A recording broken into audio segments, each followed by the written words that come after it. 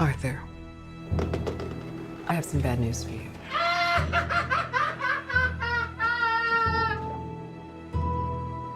This is the last time we'll be meeting.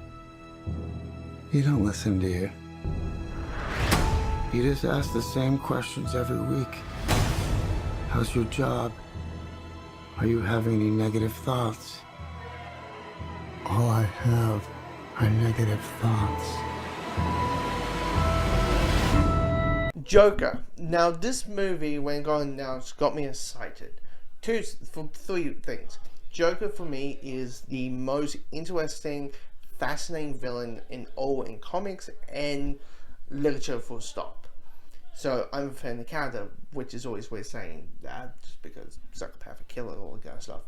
But then, they announced that, hey, Warner Brothers, they're going to make a cinematic universe that have a bunch of films that are all connected, but at the same time, they're going to do one-shot movies.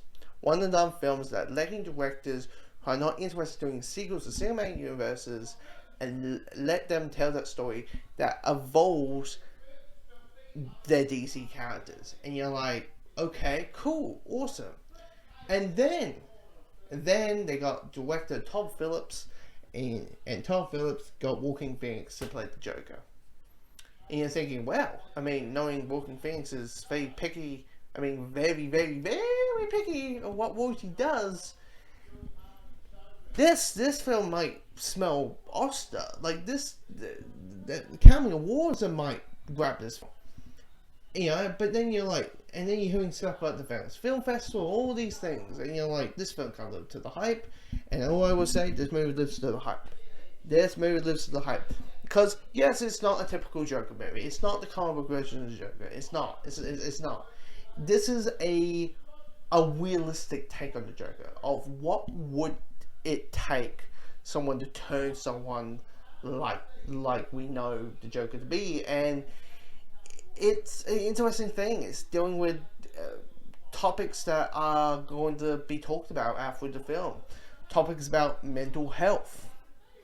Arthur, who's the Joker in this film, Arthur Fleck he's antisocial to the point people find him weird and just gets people the creeps and all that, and the laugh always puts him off, puts everyone off because it's such an odd laugh. And they explain that laughing in a realistic sense of he laughs all the time because he has a disability where he laughs when he's nervous, but it's just a shocking laugh. So people always ask, like, what's so funny? Well, he knows it's not funny. It's just he can't help it because he has this disability. So it makes society reflect on mental health and how society sees it and all that. But then you got Arthur, who may not imagine things that may not be there, and so they're playing the whole thing of if there's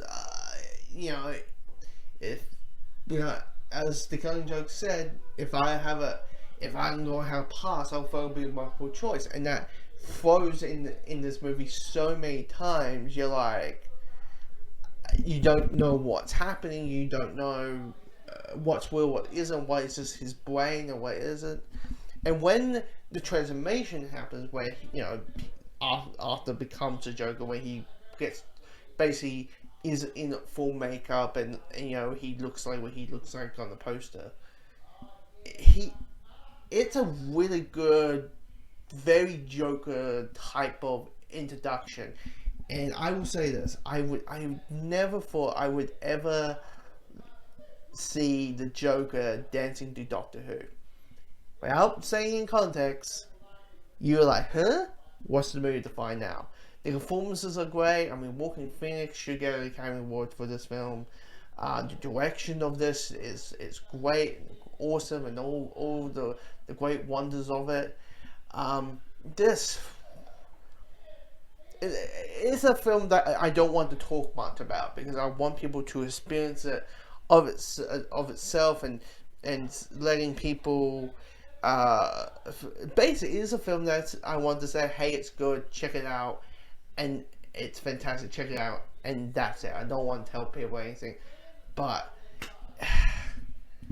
the quote the Joker, don't like it? I'm crazy about it. Think this is funny? Is this a joke to you?